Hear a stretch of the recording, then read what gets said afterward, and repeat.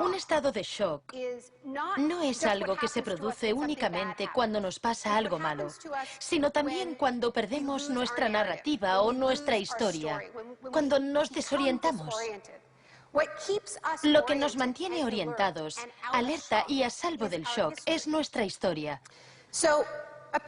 Una época de crisis como la que estamos viviendo es ideal para pensar en la historia, en la continuidad, en las raíces.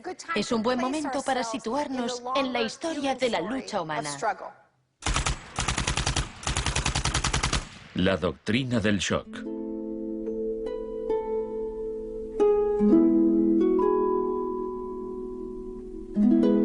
Todo empezó el 1 de junio de 1951, cuando representantes de agencias de inteligencia occidentales se reunieron en secreto con profesores universitarios en el Hotel Ritz-Carlton de Montreal.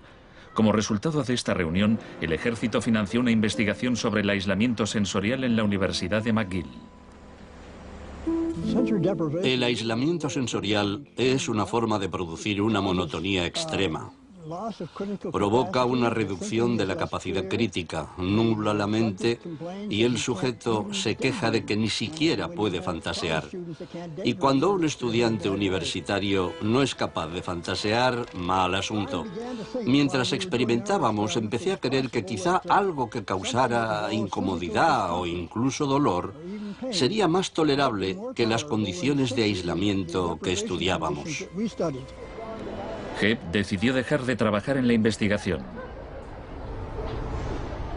No tenía idea, cuando lo propuse, del arma tan terrible, tan potencialmente terrible que podía llegar a ser. Este es nuestro momento, nuestra oportunidad. Pero los experimentos continuaron bajo las órdenes del ambicioso jefe de psiquiatría, el Dr. Ewen Cameron. Su trabajo iba mucho más allá que el nuestro. Nosotros dejábamos muy claro que el sujeto podía marcharse en el momento en que quisiera, y algunos se iban. Los pacientes de Cameron no tuvieron tanta suerte. El Allen Memorial Institute, donde trabajaba, empezó a parecer una macabra cárcel donde Cameron llevaba a cabo experimentos extraños con sus pacientes de psiquiatría. Quería borrarles la mente, dejársela en blanco, para reprogramarlos desde cero.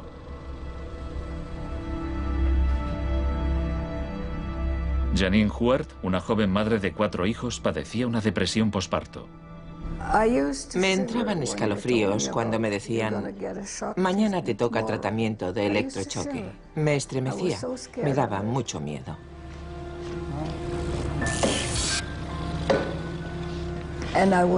Despertaba en otra habitación, totalmente confundida y triste. Y me quedaba muy afligida después. Iba por ahí caminando como una zombie. Cameron combinaba los electrochoques con las curas de sueño y la repetición de mensajes grabados. Decía: Janine, Janine, estás rehuyendo tus responsabilidades. No quieres cuidar de tu marido ni de tus hijos. Lo repetía una y otra vez. Suena como si la interrogaran. Sí, como si me interrogaran, pero ¿con qué objeto? La CIA no tardó en poner en práctica los hallazgos de Cameron. Muchas de sus técnicas figuran en el manual Kubark de interrogatorios para el contraespionaje. He aquí unos fragmentos. Es una tesis central del manual que estas técnicas son, en esencia, métodos para provocar la desviación de la personalidad. Hay un intervalo, que puede ser muy breve, de animación suspendida, una especie de shock psicológico o parálisis. Los interrogadores expertos reconocen este efecto cuando se da y saben que desde ese momento el sujeto está mucho más abierto a la sugestión, mucho más dispuesto a obedecer que justo antes de sufrir el shock. El otro Dr. Shock.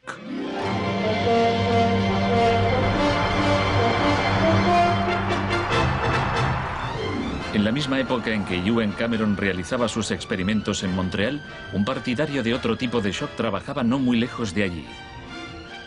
Milton Friedman era profesor de economía en la Universidad de Chicago.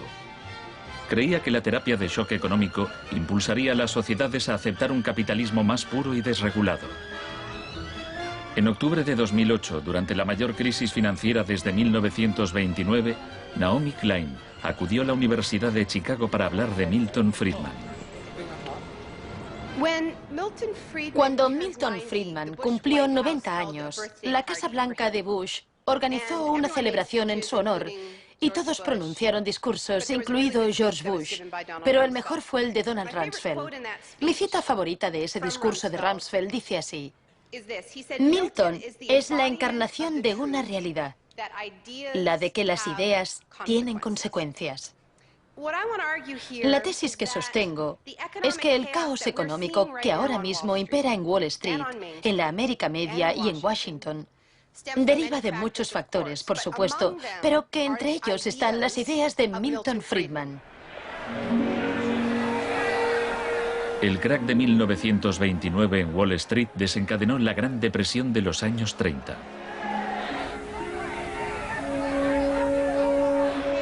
En la base de las tesis de Friedman estaba su oposición a la política del New Deal anunciada por el presidente Franklin Roosevelt en su discurso de investidura. Nuestra prioridad es conseguir que la gente tenga trabajo. No es un problema insoluble si lo abordamos de forma inteligente y con valentía. Quiero expresar mi firme creencia de que no debemos temer a nada, excepto al miedo en sí. Influido por el economista John Maynard Keynes, Roosevelt puso en marcha un programa de empleo público para que la gente volviera a trabajar. Hoy la depresión no es más que un vago recuerdo. Millones de hombres y mujeres han encontrado trabajo y por consiguiente seguridad y esperanza. No fue tan sencillo. La depresión duró hasta la Segunda Guerra Mundial, pero después el Plan Marshall generalizó el modelo regulador e intervencionista de Keynes en Europa.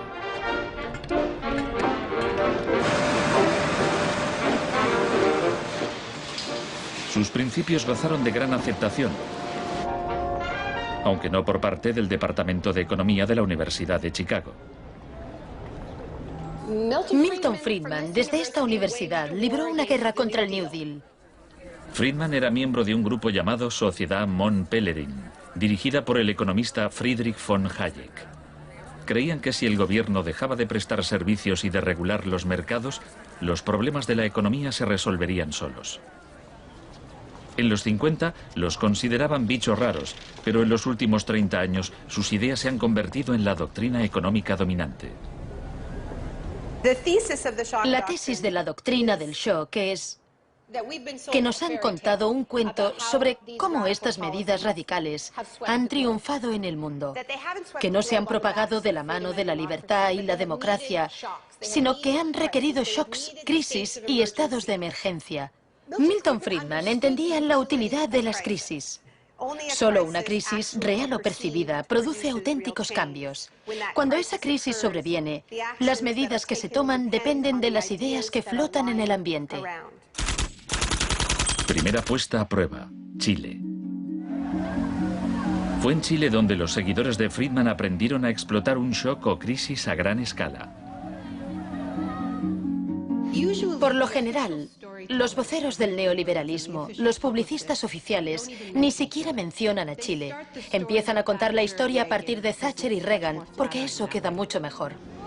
En los años 50 y 60, las medidas progresistas de desarrollo en Chile eran un modelo para la zona. El gobierno invertía en salud, educación e industria. Las empresas estadounidenses temían por sus inversiones. Como respuesta, el Departamento de Estado comenzó a becar a estudiantes de Chile y el resto de Sudamérica para que estudiaran economía de libre mercado con Milton Friedman. La Universidad de Chicago tenía un convenio con la Universidad Católica de Chile que permitía a muchos chilenos venir a Chicago, donde les impartíamos formación y se doctoraban. Los estudiantes regresaban a Chile a dar clases. El Departamento de Economía de la Universidad Católica en Santiago se convirtió en una mini escuela de Chicago. Arnold Harberger, el economista que dirigía el programa, se describía como misionero totalmente entregado. En 1970, la Unidad Popular de Salvador Allende ganó las elecciones con un programa que proponía nacionalizar grandes sectores de la economía. La compañía de teléfonos pertenecía en su mayor parte a la empresa estadounidense ITT, que encabezó los intentos de evitar que Allende fuera presidente. Contaba con el apoyo de Richard Nixon en la Casa Blanca. Yo no estuve allí, pero puedo decirle lo que sabemos con certeza en la actualidad. Él encargó a la CIA que impidiera que Allende asumiese la presidencia e intentaron convencerme de que instigara al ejército chileno cuando Allende resultó elegido. A pesar de las maniobras de la CIA, Allende juró el cargo de presidente.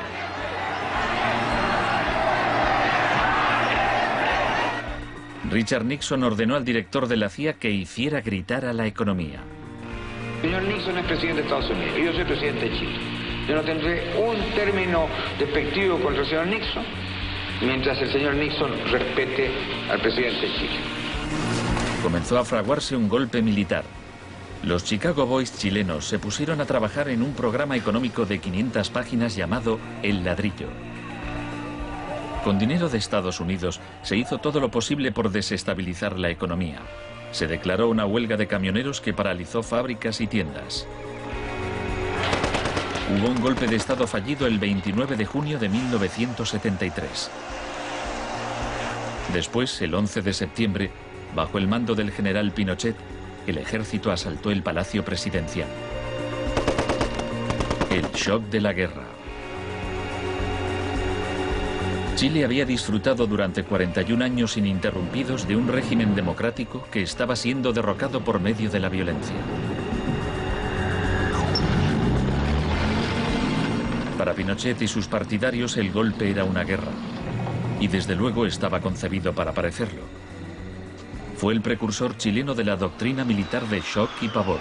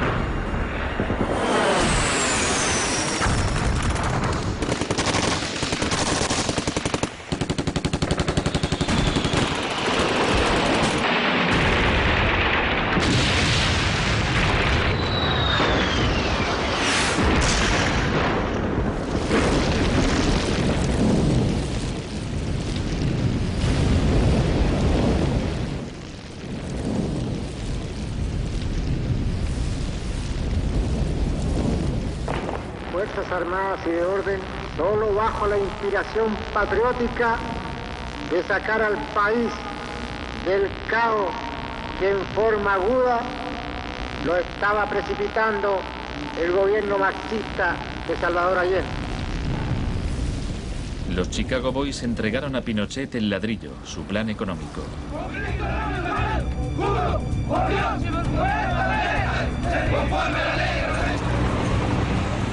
Los días siguientes, más de 13.000 opositores fueron detenidos y encarcelados.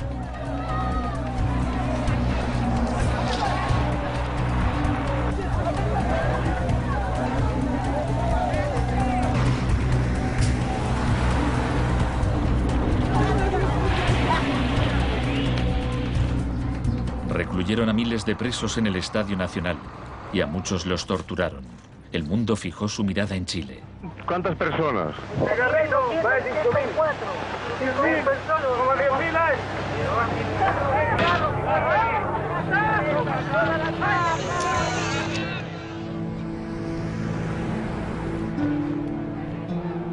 A principios de noviembre liberaron a 5.000 presos. A los 900 que quedaron los trasladaron a otros centros de detención.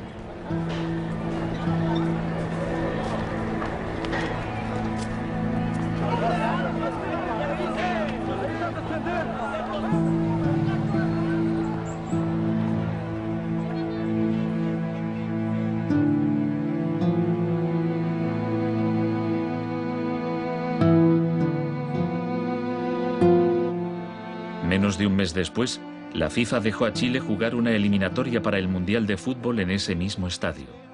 Su rival, la Unión Soviética, se negó a jugar allí, así que se permitió a Chile marcar en portería vacía y clasificarse para el Mundial de 1974. Porque fueron tocando sin adversario hasta el otro lado. El shock económico. Aprovechando el estado de shock de la población, Pinochet impuso las medidas recomendadas por los Chicago Boys, suprimió el control de precios, privatizó empresas estatales, eliminó aranceles de importación y redujo el gasto público.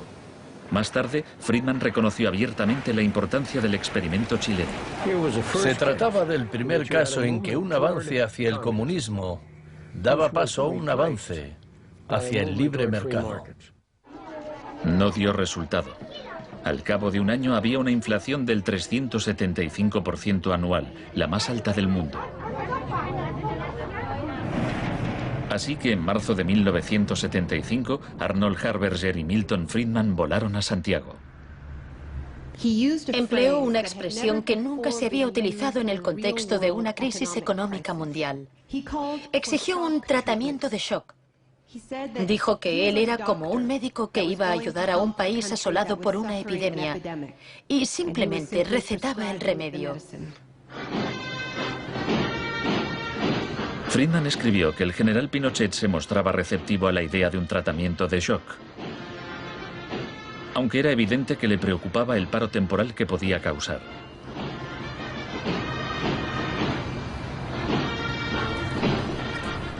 Pronto quedó claro que la política económica de Friedman favorecería a los ricos a costa de los pobres.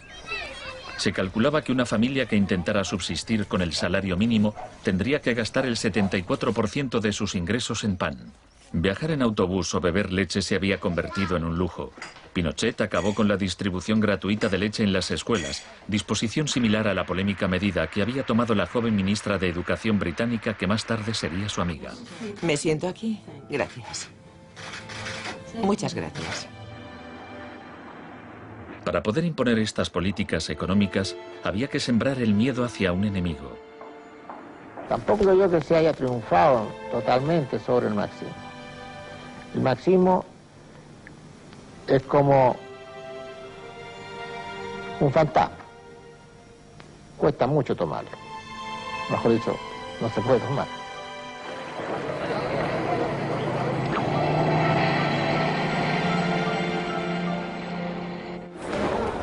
Según Friedman y Harberger, la economía de libre mercado era indisociable de la libertad y la democracia.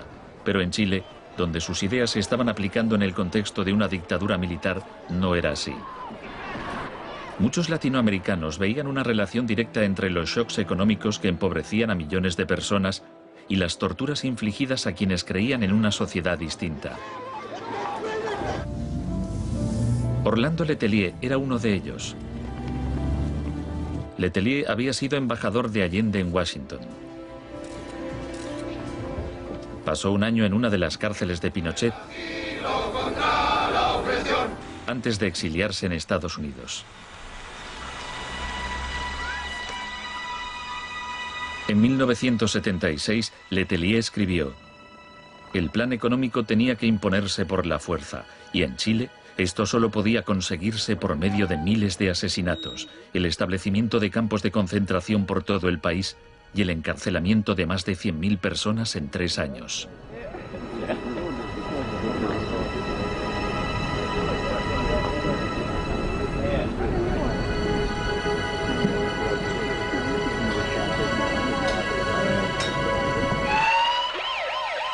Antes de que pasara un mes, Letelier murió en un atentado con coche bomba. Buenas tardes. Una potente explosión ha destrozado un coche que circulaba por el normalmente tranquilo Embassy Road de Washington. El chileno era Orlando Letelier, ministro de Exteriores durante los últimos meses del régimen marxista del difunto Salvador Allende. Damos paso a Richard Roth. Michael Townley, miembro de la policía política secreta de Pinochet, estaba detrás del atentado. Había entrado en Estados Unidos con pasaporte falso y la CIA estaba al corriente de ello. Michael, buenas noches. Buenas noches, Pablo. La opinión del Poder Judicial chileno, ¿hay confianza en él? Mire, yo confío plenamente en la justicia chilena, como patriota y luchador antimarxista y juntista por sobre todas las cosas. Pese a su confianza, Townley fue extraditado a Estados Unidos y condenado por el asesinato de Letelier.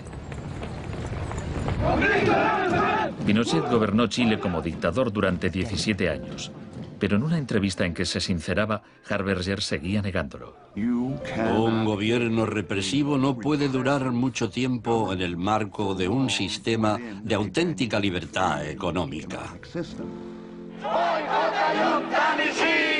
El año del asesinato de Orlando Letelier se le concedió a Friedman el Premio Nobel de Economía. Saben, tienen una idea totalmente deformada de lo que pasó. Les explicaré un par de cosas. En primer lugar, universidades chilenas me ofrecieron 2 títulos honoríficos antes de que yo viajara allí. Rehusé aceptarlos porque dichas universidades se financiaban en parte con fondos públicos y yo no quería dar en ningún caso la impresión de que apoyaba el régimen político de Chile. No soy representante de Chile, no soy asesor de Chile, ni tengo responsabilidades para con el gobierno de Chile.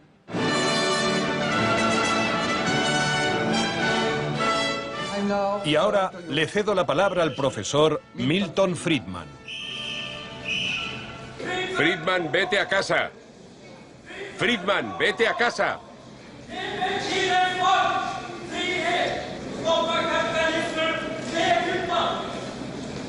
Lamento este incidente. Podría haber sido peor.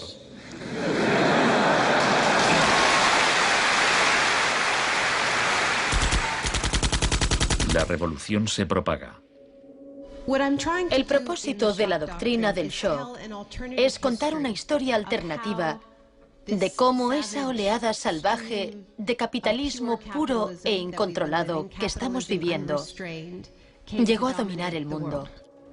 Chile no fue el único país de Sudamérica que adoptó las políticas de la Escuela de Chicago. Los seguidores de Friedman ocupaban cargos clave en Brasil y asesoraban el gobierno de Uruguay. Entonces, el 24 de marzo de 1976, un golpe militar derrocó al gobierno de Isabel Perón en Argentina. Una junta de 3 generales tomó el poder bajo el mando del general Videla. Los Chicago Boys accedieron a puestos económicos relevantes en el gobierno militar. Aprovecharon la oportunidad para introducir importantes reformas económicas y sociales. Un año después del golpe, los sueldos habían perdido el 40% de su valor, se cerraban fábricas y la pobreza se disparó. Como en Chile, hubo que aterrorizar al pueblo para que aceptara estas medidas económicas. Videla aprendió de la experiencia de Pinochet. Adoptó la táctica de hacer desaparecer personas. Para equilibrar el terror público y privado, llevaban a cabo los secuestros en plena luz del día y después siempre podían negarlos. Fue necesario cumplimiento de la misión que la nación le tiene asignada, articular la defensa de la sociedad argentina. Las reglas de esta guerra no convencional, que no buscamos ni provocamos, son distintas. Muchas de las técnicas empleadas por los militares chilenos y argentinos las habían aprendido en la Escuela de las Américas, dirigida por Estados Unidos. Enseñaban técnicas de tortura. Violar a la víctima, desnudarla, herirla con objetos punzantes, romperle extremidades, sacarle los ojos, marcarla a fuego. En Latinoamérica hay regímenes que violan hoy en día los derechos humanos. Practican asesinatos políticos, torturas, deportaciones, encarcelamientos sin juicio, que son técnicas aprendidas en este centro. Quizás sea así. Si me dice que lo que enseñamos aquí se ha llevado a la práctica, no se lo negaré. El uso de la tortura contra un soldado enemigo conocido para obtener algún tipo de ventaja militar me parece justificable y acertado. Ir más allá, utilizar las técnicas de tortura solo para intimidar a la gente, es un grave error, poco ético e inmoral. Pero en Argentina y Chile estas técnicas no solo se emplearon con soldados o terroristas, sino con estudiantes y sindicalistas, con todo aquel que se opusiera a la política de libre mercado del régimen.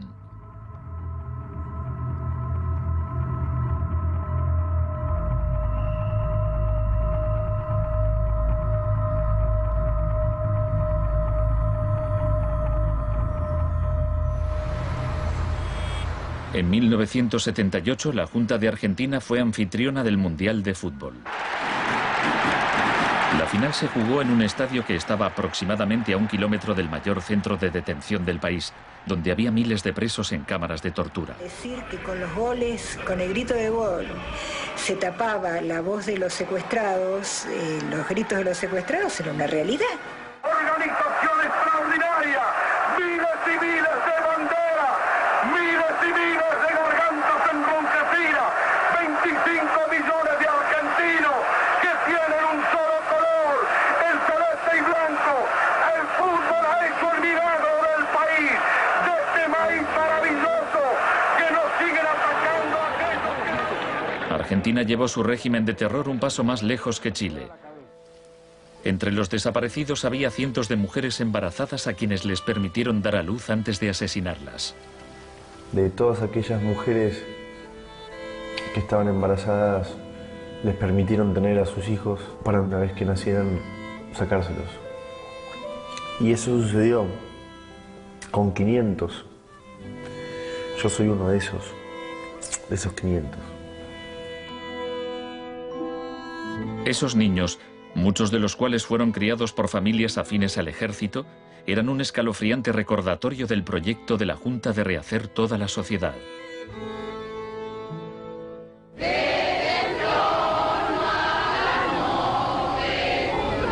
Cuando la Junta aún detentaba el poder, un grupo de madres y abuelas de desaparecidos empezaron a protestar en la Plaza de Mayo.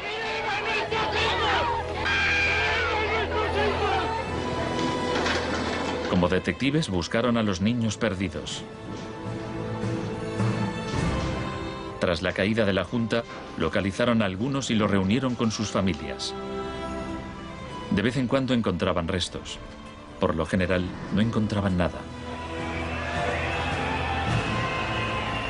El general Videla fue declarado culpable de asesinato, secuestro y tortura. Señores jueces, nunca más. Se le condenó a cadena perpetua.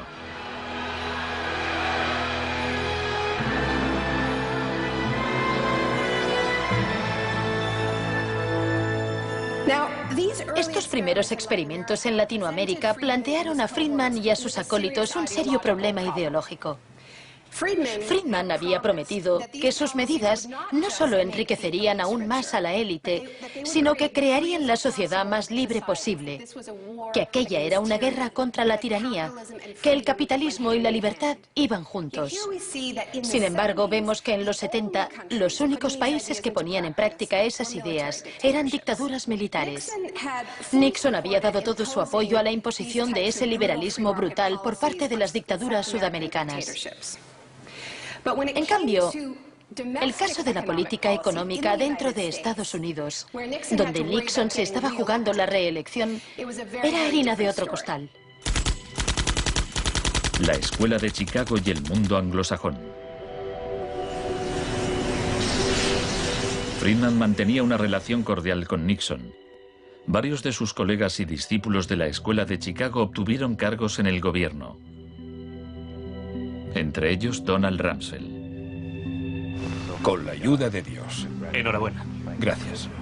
En 1971, en plena depresión económica, Nixon dejó a un lado las ideas de Friedman e instauró una política de control de precios y salarios. Puso a Rumsfeld al cargo.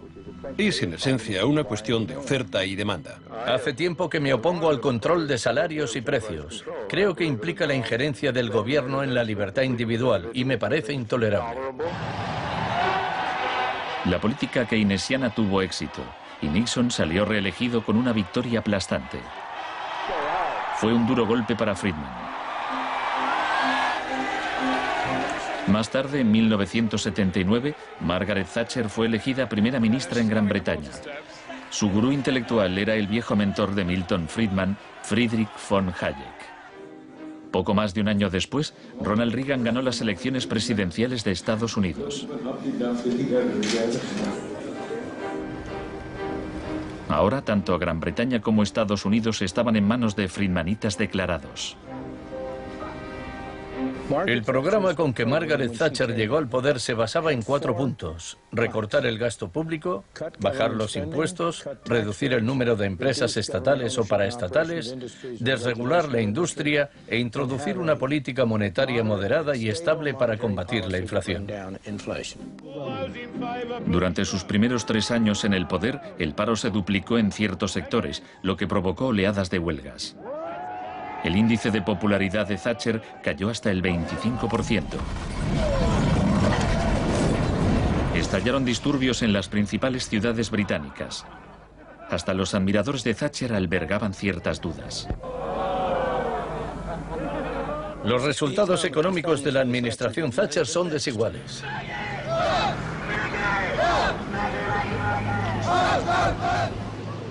A quienes esperan ansiosos a que yo haga caso del eslogan favorito de los medios, dar vuelta atrás, solo puedo decirles una cosa: dad vuelta atrás vosotros si queréis.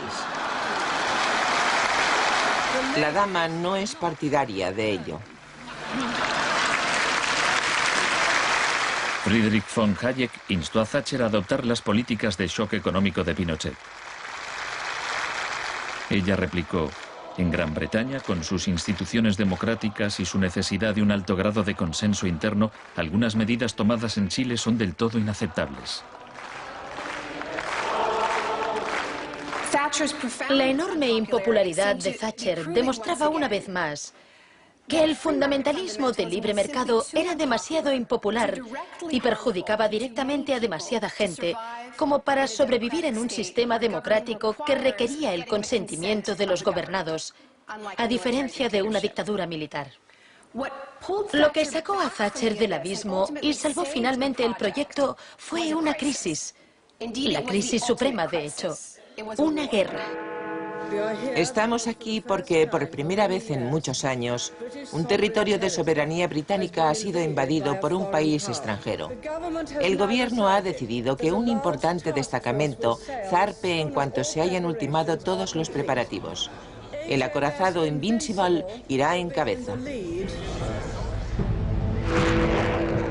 La mayoría de los británicos ni siquiera había oído hablar de las Malvinas, pero cuando Argentina invadió el pequeño archipiélago a miles de kilómetros de distancia, en el Atlántico Sur, Thatcher aprovechó la ocasión para hacer honor al apodo Dama de Hierro. Caballeros, me dicen que la bandera blanca ondea sobre Stanley. La guerra terminó menos de 3 meses después. Cuando las tropas regresaron al Reino Unido, las celebraciones patrióticas inundaron el país.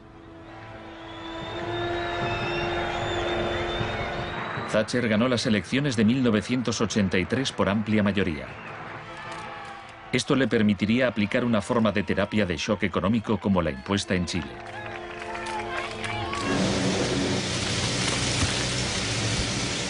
La organización de trabajadores más poderosa del país era el Sindicato Nacional de Mineros. Cuando la Junta Nacional del Carbón anunció el cierre de minas, los mineros declararon la huelga. Zonas del centro de Londres están paralizadas por miles de mineros y simpatizantes que se manifiestan por la ciudad en favor de la huelga de mineros, la más larga y feroz jamás vivida en Inglaterra desde 1926, así como la más costosa. La huelga duró casi un año. Thatcher empleó todos los medios a su disposición para acabar con el sindicato.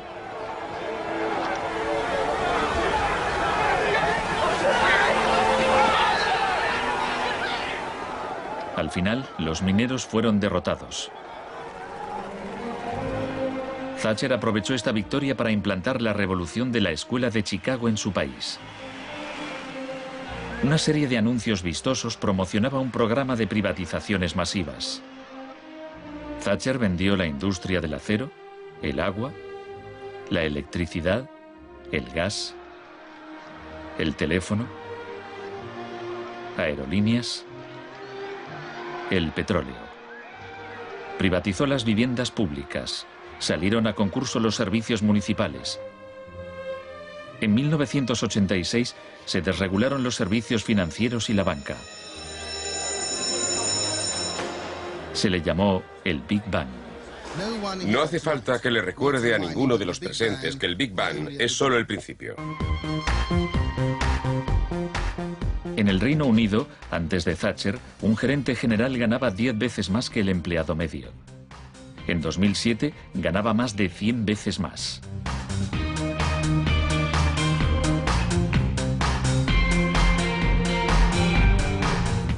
En Estados Unidos, antes de Reagan, los gerentes generales ganaban 43 veces más que el empleado medio. En 2005 ganaban más de 400 veces más. Friedman reconocía abiertamente que Thatcher y Reagan estaban haciendo mucho por difundir la doctrina de la Escuela de Chicago en el mundo. Por aquí, señor Reagan. He pensado que debía colocarse aquí.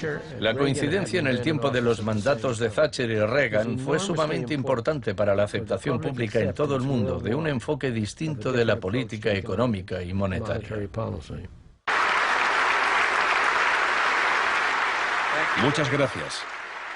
Voy a describirles un plan y una esperanza a largo plazo. Que el avance de la libertad y la democracia relegue al marxismo-leninismo al basurero de la historia, tal como ha hecho con otras tiranías que coartan la libertad e impiden que la gente se exprese. Más allá del telón de acero. Todos conocemos el cuento de hadas sobre la caída del comunismo. Occidente, con Reagan y Thatcher al mando, parecía tan próspero a los ojos de la gente del bloque comunista que ésta a su vez empezó a exigir medidas radicales de libre mercado. En realidad no sucedió así. Es cierto que quienes vivían oprimidos por el autoritarismo comunista querían la democracia de verdad y que querían poder ir a comprar tejanos y a comer Big Macs. Eso es cierto. Pero eso no significa que aspiraran al capitalismo salvaje con oligarcas descontrolados y sin protecciones sociales, que acabó por instaurarse en tantos países del bloque del Este que aún lo padecen hoy en día. Thatcher había hecho lo posible por socavar el poder de los sindicatos en el Reino Unido, pero en 1988 viajó a Polonia para ofrecerle su apoyo al sindicato Solidaridad. Se trata del proceso para pasar de donde están ahora a donde quieren estar. Como consecuencia de las huelgas en Polonia, se permitió a Solidaridad participar en las elecciones de junio de 1989, lo que a su vez desencadenó oleadas de manifestaciones en toda Europa del Este.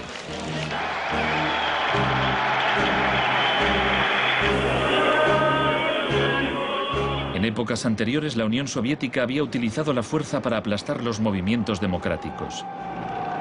Pero ahora la URSS tenía un líder distinto, Mikhail Gorbachov, impulsor de la Glasnost y la Perestroika. Hablaba de una tercera vía, de una transición gradual hacia una socialdemocracia a la escandinava, algo a medio camino entre el capitalismo de libre mercado y el comunismo. Gorbachov cautivó al público y los políticos de Occidente. Es un líder audaz, decidido y valiente. Ante la mirada de Gorbachov, los viejos regímenes comunistas se desmoronaron uno a uno.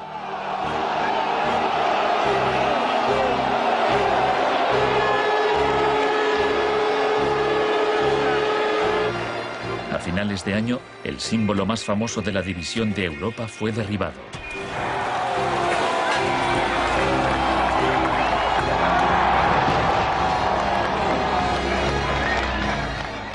Para Friedman y los Chicago Boys, se abrieron las puertas de todo un mundo nuevo.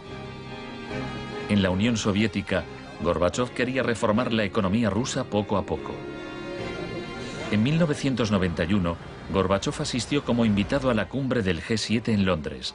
Esperaba obtener apoyo financiero para sus reformas económicas graduales. Sin embargo, le dijeron que o aceptaba la terapia de shock radical o no le concederían ayudas. ¿Qué tal, señor presidente? ¿No está demasiado cerca? El mes siguiente se produjo un intento de golpe de Estado contra él.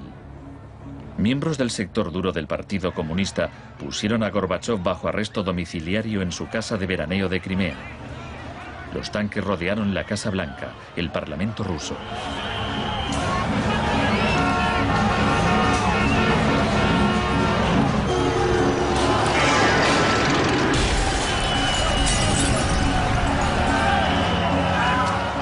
En el caos de los enfrentamientos callejeros, era evidente que, para reforzar su posición, el sector duro debía recurrir a la violencia.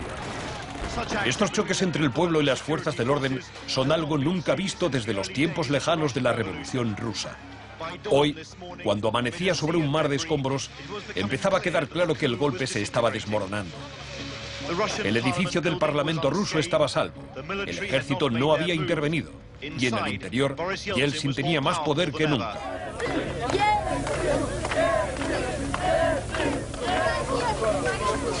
Fue un momento estelar para Yeltsin.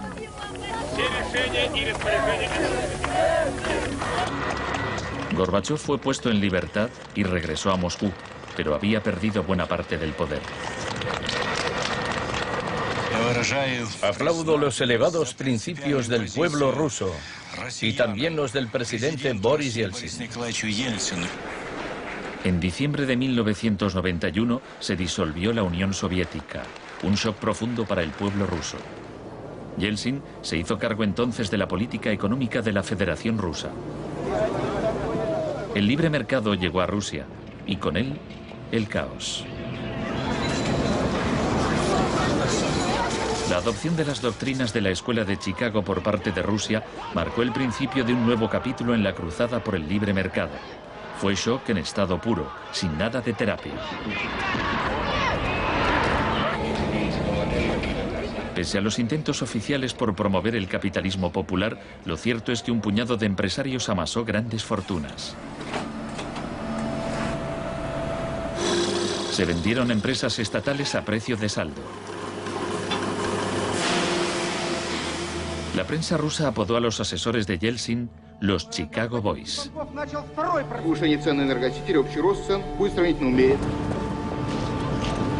Gracias a la terapia de shock de Yeltsin, en 1992 los rusos consumían un 40% menos que en 1991. Un tercio de la población había caído en la pobreza y la gente tardaba meses en cobrar su sueldo. Según las predicciones de un experto, 140 millones de rusos pronto vivirán bajo el umbral de la pobreza. La corrupción era generalizada y el crimen organizado se disparó. Moscú se convirtió en el nuevo salvaje oeste.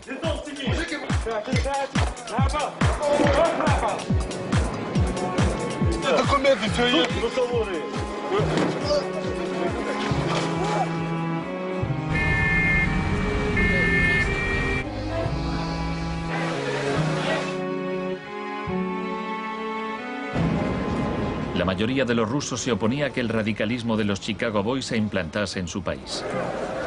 En marzo de 1993, el Parlamento tomó una decisión crucial.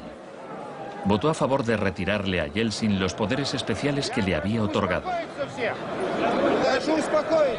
Yeltsin instauró un régimen especial. El Tribunal Constitucional lo declaró ilegal.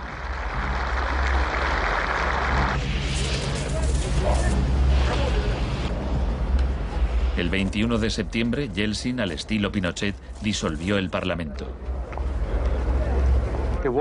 A partir de hoy quedan suspendidas las funciones legislativas, administrativas y de control del Parlamento de la Federación Rusa. Occidente puso su influencia al servicio de Yeltsin. Creemos que Boris Yeltsin es la mayor esperanza para la democracia en Rusia. 2 días después, el Parlamento votó a favor de destituir a Yeltsin por 636 votos a 2. Miles de partidarios del Parlamento se congregaron frente a la Casa Blanca e intentaron tomar la televisión.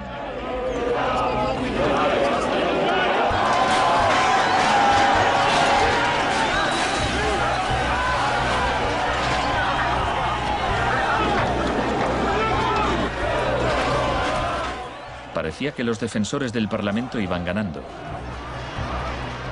Yeltsin voló de regreso a Moscú de su casa vacacional. Esa noche, 100 manifestantes murieron en los enfrentamientos con las fuerzas de Yeltsin.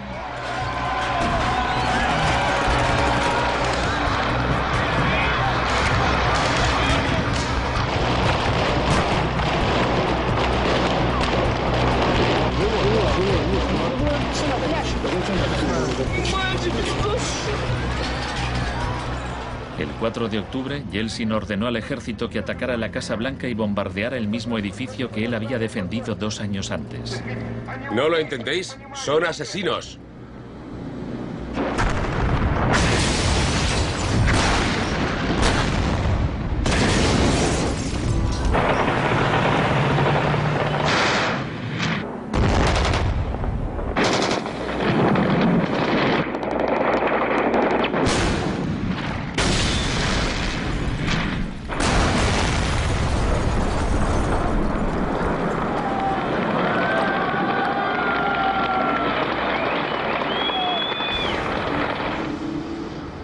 Warren Christopher, el secretario de Estado norteamericano, dijo: Estados Unidos no suele apoyar la suspensión de parlamentos, pero corren tiempos excepcionales.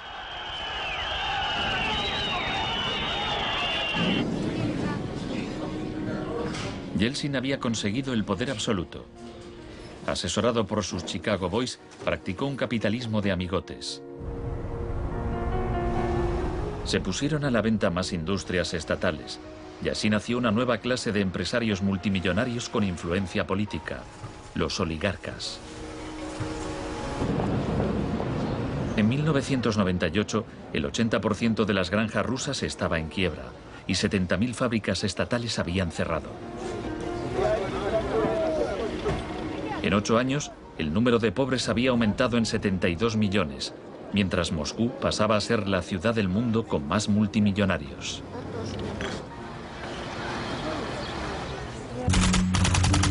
Un nuevo enemigo.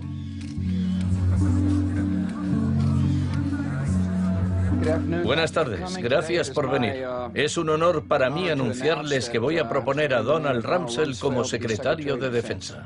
Estoy deseando servir de nuevo a mi país. Rumsfeld ya había sido secretario de Defensa en el gobierno de Gerald Ford.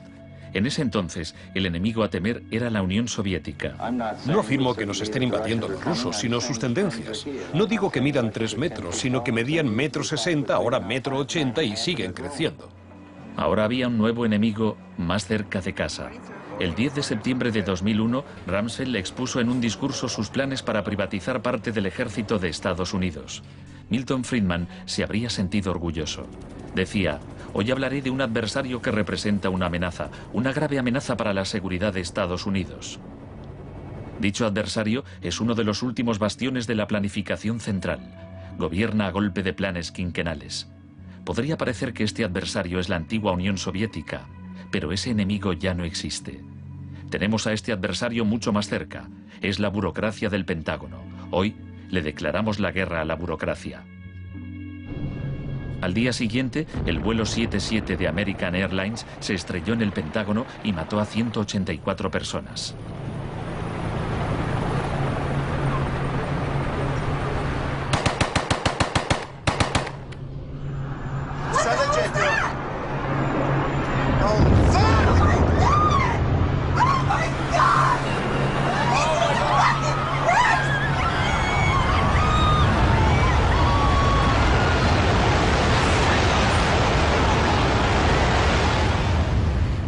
Piensen en la sensación de la gente tras los atentados.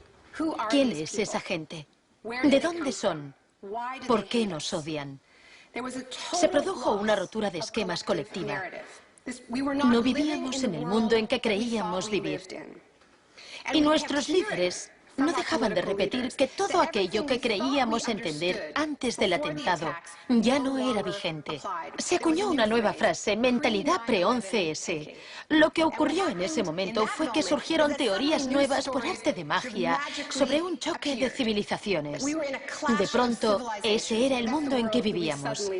Resultó que había un eje del mal y que estábamos librando una guerra contra el terrorismo. Esta guerra abstracta e imposible de ganar ha tenido enormes consecuencias económicas. Antes de 2001, la seguridad nacional apenas podía considerarse una industria. Hoy en día es más importante que las industrias del cine y la música juntas. Entre el 11 de septiembre de 2001 y el año 2006, el Departamento de Seguridad Nacional pagó 130.000 millones de dólares a contratistas privados. Este es el complejo del capitalismo del desastre, una nueva economía basada en el miedo. Será una batalla monumental entre el bien y el mal. La guerra contra el terrorismo, primera parte. La mejor defensa contra el terror es una ofensiva global contra él, allí donde esté. La primera fase de esta guerra fue el bombardeo de Afganistán.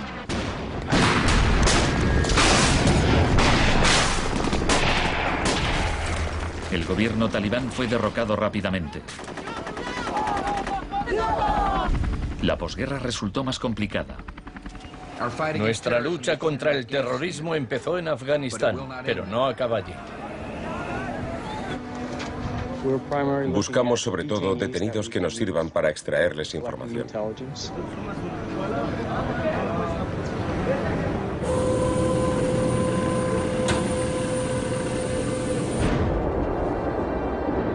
En Guantánamo, las fuerzas estadounidenses pusieron en práctica por primera vez las técnicas del manual Kubark de forma explícita y pública. Oficialmente aprobadas por la Casa Blanca, fueron mostradas abiertamente por televisión en todo el mundo. El aislamiento, tanto físico como psicológico, debe mantenerse desde el instante de la captura.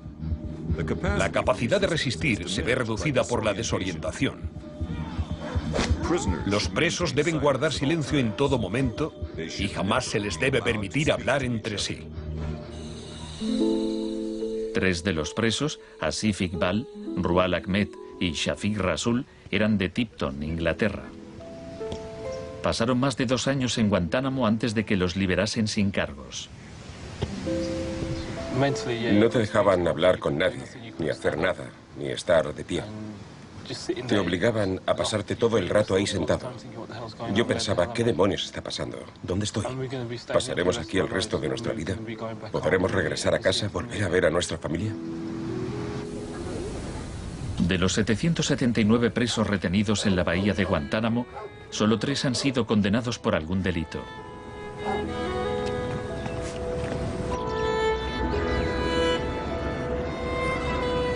Lo único que sé a ciencia cierta es que son mala gente. Era un mensaje para todo el mundo, un mensaje muy claro.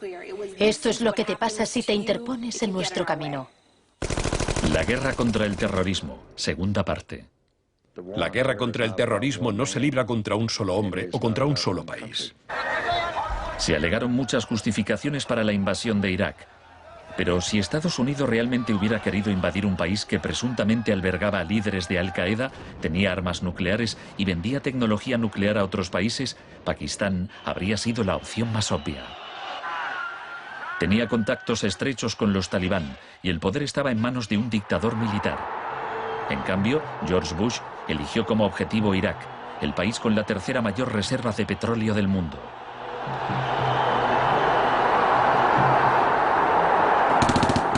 La guerra como tortura de masas.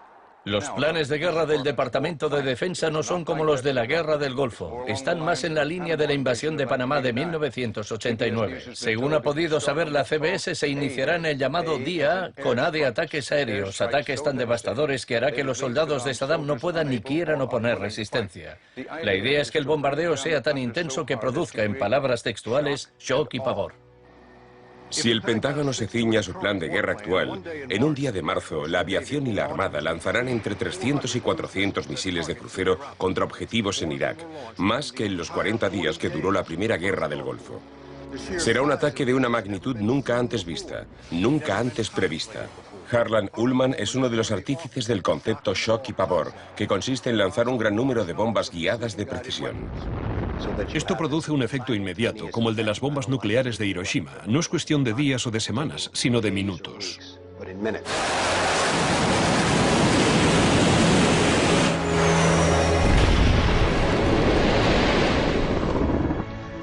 Además, paralizas la ciudad, es decir, la dejas sin energía ni agua y lanzas una campaña implacable de desgaste, de modo que al cabo de 2, 3, 4 o 5 días, ellos quedan agotados física, emocional y psicológicamente. Anoche una zona de 1 milla cuadrada del centro de Bagdad parecía el infierno en la tierra. Durante la primera oleada de bombardeos, los ciudadanos de Bagdad sufrieron una versión del aislamiento sensorial descrito en el manual Kubark. En el caos que siguió a la caída de Saddam Hussein, Estados Unidos hizo poco por impedir los saqueos. Algunos cargos del gobierno incluso los consideraban un punto de partida para desmantelar el Estado iraquí. John Agresto, encargado de reorganizar la educación superior, veía el saqueo de escuelas como una oportunidad para empezar de cero. De hecho, antes de las sanciones, Irak tenía el mejor sistema educativo de la región y una tasa de alfabetización del 89%.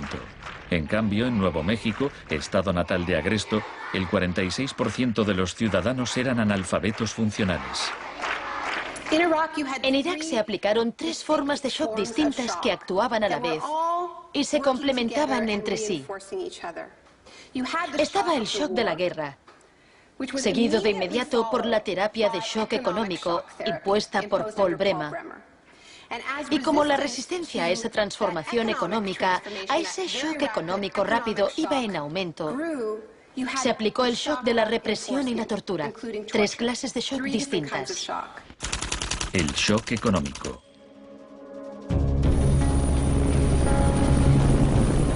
En mayo de 2003, Paul Bremer fue nombrado enviado presidencial de Estados Unidos a Irak. 2 semanas después de su llegada, declaró el país listo para los negocios. Creemos que la coalición cuenta con una autoridad lo bastante amplia para decidir el rumbo de la economía iraquí. Bremer sabía poco sobre Irak, pero mucho sobre el capitalismo del desastre. Había fundado la Crisis Consulting Practice en los inicios del boom de la seguridad nacional. Hoy es un día muy importante en Bagdad. Bremer dedicó los primeros 4 meses a aprobar medidas clásicas de la Escuela de Chicago. Rumsfeld aseguraba que Irak tenía unas de las leyes fiscales y de inversión más avanzadas y atractivas del mundo libre. Una de las primeras disposiciones de Bremer fue despedir a 500.000 empleados públicos. Se trataba en parte de un acto de desbaazificación, pero reducir el gobierno era también algo muy friedmanita. Se prometieron fondos para la reconstrucción. Nuestra inversión en el futuro de Afganistán e Irak es el mayor compromiso de estas características desde el Plan Marshall. En realidad, era justo lo contrario. Mientras que el fin del Plan Marshall era impulsar la industria europea, la ayuda a Irak se invirtió en empresas de Estados Unidos. Los pocos iraquíes que consiguieron empleo estaban al final de una serie de subcontratistas. Creative Associates se hizo con contratos por valor de $100 millones para esbozar el programa de estudios e imprimir libros de texto para el sistema educativo. La consultora en gestión y tecnología Bearing Point obtuvo contratos por valor de $240 millones para implantar un sistema de libre mercado en Irak. RTI, con sede en Carolina del Norte, logró contratos por $466 millones para asesorar sobre la instauración de la democracia en Irak. Y a Halliburton se le adjudicaron contratos de coste más incentivos por $20.000 millones. Parsons recibió $186 millones para construir 142 clínicas sanitarias. Solo se terminaron 6. El suministro básico de electricidad y agua apenas mejoró, pese a los miles de millones que se gastaron durante los primeros 4 años. Vamos a triunfar aquí y cuando lo consigamos habremos hecho algo importante, no solo para 25 millones de iraquíes, sino para favorecer los intereses occidentales en la región. Hasta los nuevos billetes iraquíes se imprimían en el extranjero. Les mostraré un ejemplo de estos billetes. Estados Unidos incluso llegó a pagar a empresas privadas para que supervisaran a las empresas privadas que habían logrado contratos.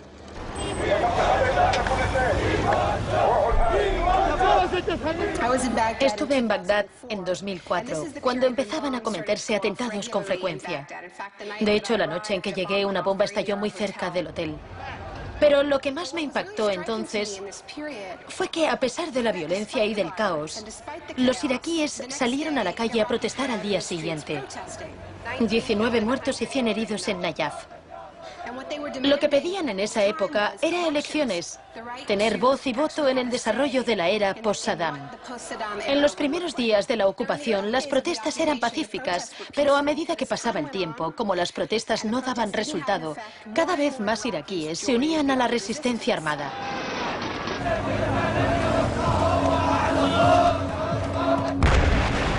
La violencia se descontroló.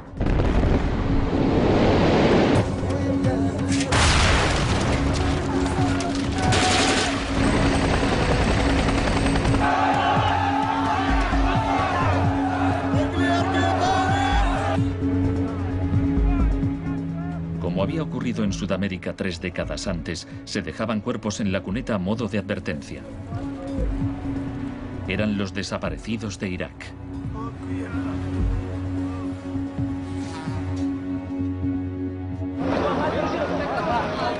Se tomaron medidas extremadamente agresivas para aplastar a la oposición.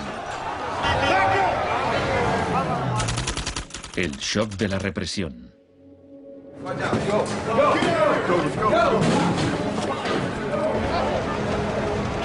Durante los primeros 3 años y medio de la ocupación, se capturó a 61.500 iraquíes.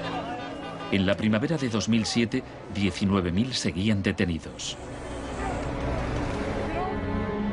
En prisión los interrogaban con técnicas derivadas de las que ideó la CIA, basándose en los experimentos realizados por Ewen Cameron en los años 50.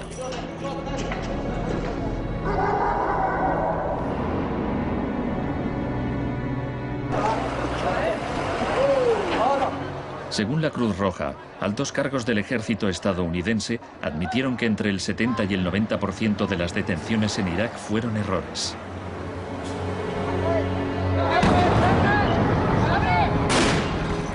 Aunque el caos que reina en el país parezca un fracaso de la terapia de shock, en Irak el capitalismo del desastre ha florecido.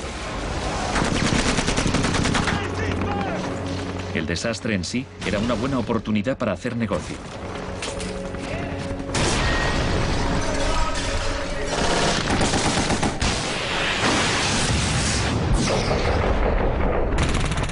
El negocio de la guerra. El gasto militar de Estados Unidos prácticamente se ha duplicado desde 2001. Se acerca a los 700.000 millones de dólares al año. Ya en 1961, el presidente Eisenhower, que no era precisamente de izquierdas, advirtió del peligro de un ejército demasiado poderoso. La conjunción de una estructura militar inmensa y de una gran industria de armamento es algo nuevo en la historia de Estados Unidos. Debemos precavernos contra una adquisición de influencia injustificada, deliberada o no, por parte del complejo industrial militar. No debemos permitir jamás que esa combinación suponga un riesgo para nuestras libertades o nuestros procesos democráticos. La guerra de Irak ha sido el conflicto más privatizado de la historia contemporánea. La zona verde de Bagdad es una versión extrema de lo que está pasando en todo el mundo. Se trata de una zona privada y segura, protegida del caos exterior.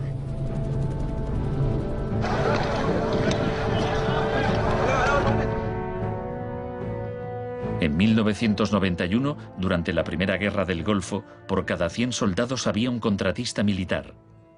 En 2003, cuando empezó la guerra de Irak, por cada 100 soldados había 10 contratistas. En 2006, por cada 100 soldados había 33 contratistas. Un año después, por cada 100 soldados había 70 contratistas. En julio de 2007 había más contratistas que soldados en Irak. Esto iba incluso más lejos de lo que Milton Friedman se había atrevido a soñar. Lo único que no privatizaría son las Fuerzas Armadas, los tribunales y algunas carreteras y autopistas. Una de las empresas contratadas más relevantes era Blackwater USA.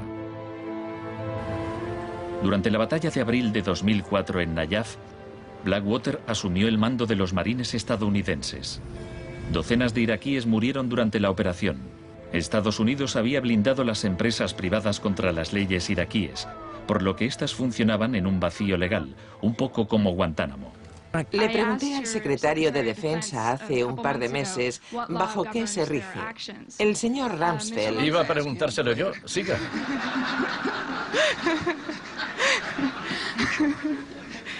¡Socorro! Iba...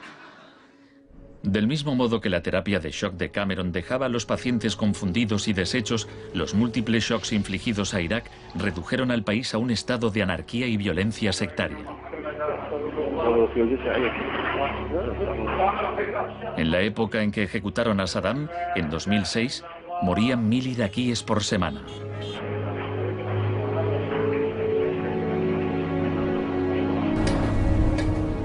En abril de 2007, la Agencia de la ONU para los Refugiados calculaba que 4 millones de personas habían tenido que abandonar su hogar. Cientos de miles de iraquíes habían muerto.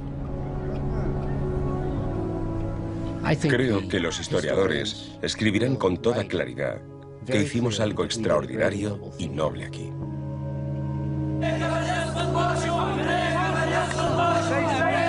Esta es una manifestación contra el terrorismo americano. Los americanos arrestan y matan a mujeres y niños, insultan a los ancianos y matan a los jóvenes. América es terrorismo, América es terrorismo.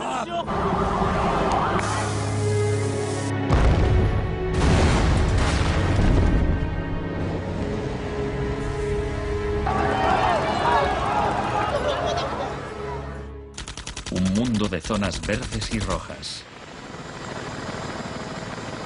Cuando el huracán Katrina llegó a Nueva Orleans en agosto de 2005, el mundo presenció horrorizado una especie de apartheid del desastre.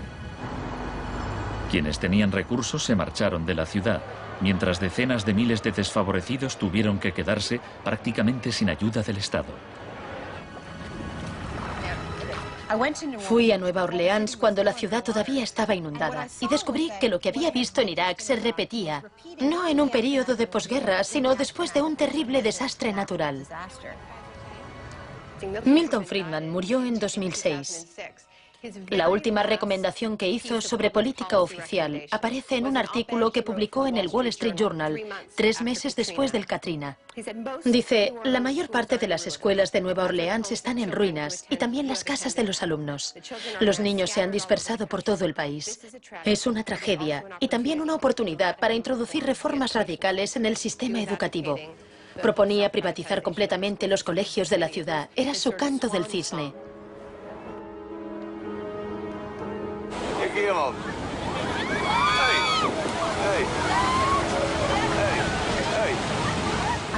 Fui testigo de un proceso similar en Sri Lanka, en los días que siguieron al tsunami de 2004. A gente que había vivido en la costa desde hacía generaciones se le impidió volver a fin de poder privatizar los terrenos y venderlos a hoteles de lujo.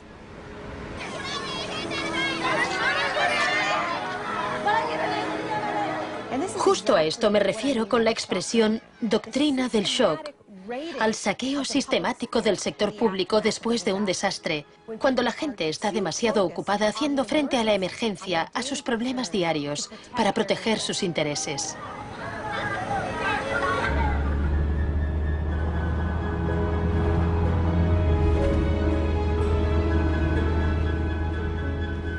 Tal vez el primer acto de resistencia sea negarnos a impedir que borren la memoria colectiva. En 2008, Naomi Klein visitó Villa Grimaldi con Isabel Morel, viuda de Orlando Letelier. Villa Grimaldi es un monumento a la crueldad del régimen de Pinochet y a su posterior derrota. Villa Grimaldi fue el principal centro de tortura mientras se buscaba implementar la política de shock económico. Esta es la que tú señalas en el libro como las casas de uno por uno donde estaban los detenidos en Villa Grimaldi. No le tenía ningún cariño a Pinochet, pero considero que fue nuestro maestro en muchos sentidos. Aprendimos qué era el mal.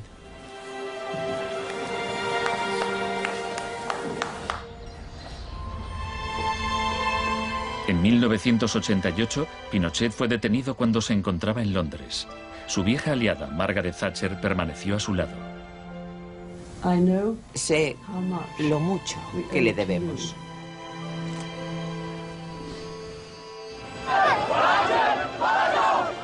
Hicieron falta 30 años para que el experimento económico que Pinochet fue el primero en probar diera la vuelta al mundo hasta Irak.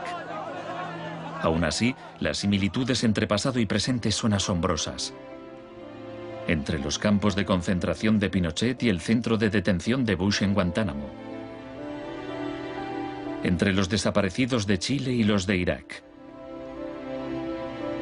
Entre los experimentos de Ewen Cameron y las torturas infligidas a los presos de Abu Ghraib. Ha llegado nuestro momento, nuestra ocasión. Borró todo el pasado. Por eso aplicaba electrochoques. Borraba el pasado del paciente e implantaba ideas nuevas. Pero Janine resistió. En 1988, la CIA accedió a indemnizar a Janine y a otras víctimas de los experimentos de Ewen Cameron.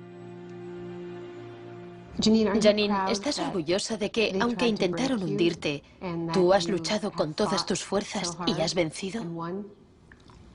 En cierto modo, sí. En cierto modo. Porque creo que todavía me queda una pizca de fuerza de voluntad. Es muy difícil luchar contra un gobierno. La gente me decía: Janine, no puedes luchar contra el gobierno, no te das cuenta, son muy poderosos. Pero yo tenía fe en que ganaría. El fin de una era.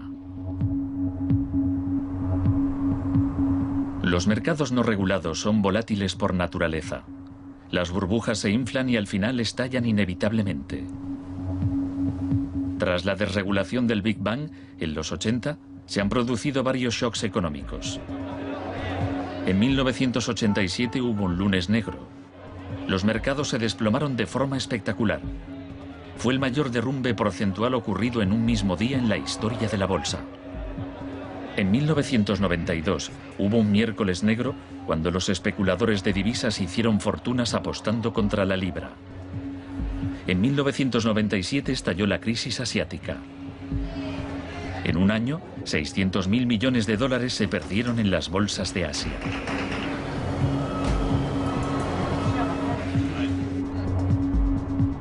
Y finalmente, en septiembre de 2008, los mercados financieros implosionaron. El mercado no está funcionando correctamente. Ha habido una pérdida generalizada de confianza.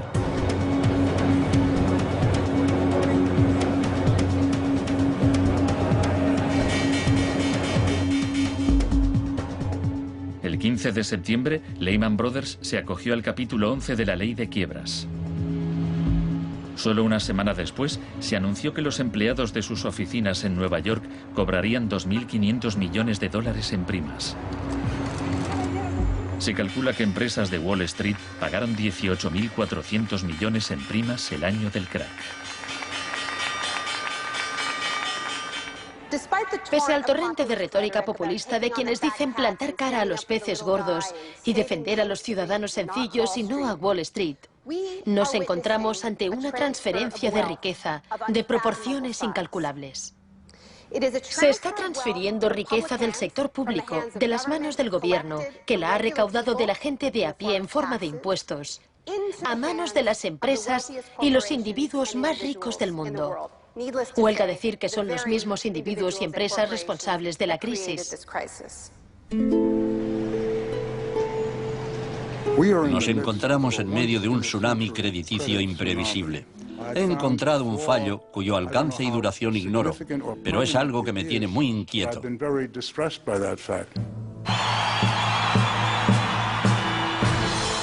Estados Unidos, la crisis financiera propició la victoria de Obama. El país quería cambiar de rumbo. ¡Hola, Chicago! Esta crisis está claramente considerada por casi todo el mundo un resultado directo de esta ideología concreta de la desregularización y la privatización. La magnitud de la crisis abre una puerta a la esperanza. La doctrina del shock, como estrategia, solo funciona si no sabemos que existe. Lo que me parece más esperanzador de la crisis económica actual es que esta táctica se está desgastando, pues el factor sorpresa ha desaparecido. Los tenemos calados y ya no nos engañan. Nos estamos volviendo a prueba de shocks. La última vez que el mundo sufrió una crisis financiera tan grave como esta, la gente abrazó las medidas keynesianas del New Deal. Quiero expresar mi firme creencia de que no debemos temer a nada, excepto el miedo mismo. Más de 1 millón de personas se desplazó a Washington para asistir al discurso de investidura de Obama. Muchos periodistas lo compararon con Franklin Roosevelt. Últimamente se han trazado muchos paralelismos entre Obama y Franklin Delano Roosevelt. Así que hablaré un poco de este último. Les contaré una anécdota estupenda que podría ser inventada sobre cuando lo visitaban representantes de sindicatos u organizaciones progresistas y le proponían medidas nuevas y avanzadas para que las incluyese en el New Deal. Él los escuchaba con atención y al final decía: ahora salid ahí fuera y obligadme a hacerlo. Y ellos así lo hacían. En 1937, año clave para el New Deal, ¿saben cuántas huelgas se declararon en Estados Unidos? 4.740 huelgas que duraban un promedio de 20 días. ¿Saben cuántas huelgas hubo en 2007? 2. 21. En fin, la otra razón para recordar esta historia de la lucha social es que nos dice algo muy importante, algo que debemos recordar en estos momentos en que nos jugamos tanto.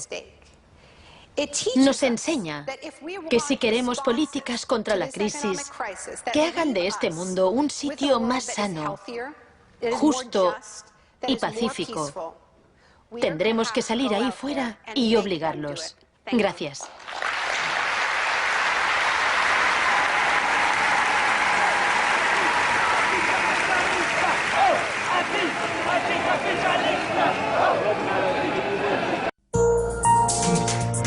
Volvemos en 2 minutos.